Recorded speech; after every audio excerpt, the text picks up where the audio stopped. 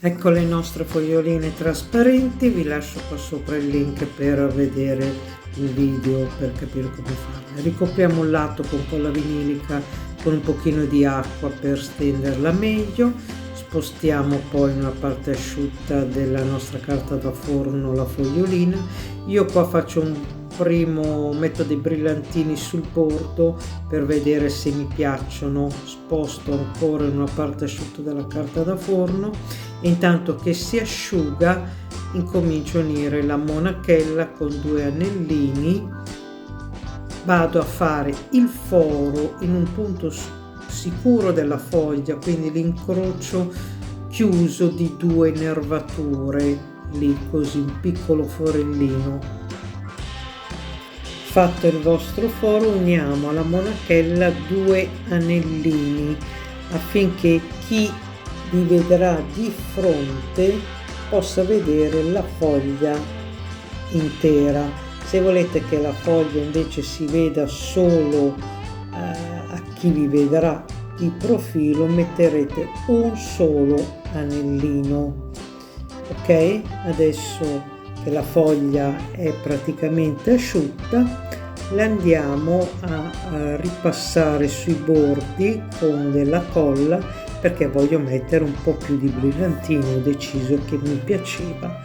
Ecco, voi fatelo solamente qua, questo passaggio è inutile che lo facciate anche prima, no?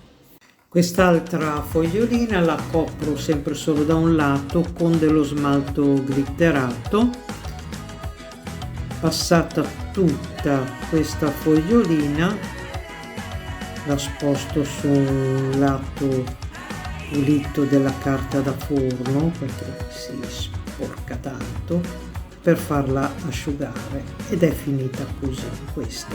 Quest'altra la passo sempre con uno smalto con i brillantini solo sul bordo, così da vedere un po' le varie differenze, fare questi esperimenti. Ecco, ovviamente questa qui metterò un perno invece che la monachella, il concetto è sempre quello, si fa il perno con 2 anellini, il primo lo chiudo sul perno, il secondo lo chiudo mettendolo sulla fogliolina. Il foro va sempre fatto in un punto sicuro tra le 2 nervature, delicatamente si inserisce il secondo anellino e lo si chiude, ed ecco fatta la seconda fogliolina. La differenza la vediamo, quella passata con colla resta leggermente più resistente, ma c'è questo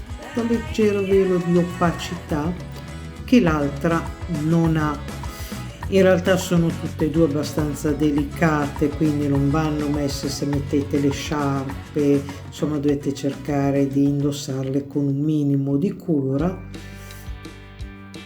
Queste due invece le utilizzerò per fare dei lavoretti, è venuta bene anche questa qui, mi piace molto, le metterò insieme per fare, vedremo nel prossimo video, non vi anticipo più di tanto. La trasparenza c'è, potete anche mettere una seconda foglia sopra la prima se vi piace, no? Un po' più piccola, metterla, unirla con l'anellino, così non viene male, si perde leggermente di trasparenza, ma può essere molto carina come effetto, molto carino. Buon lavoro!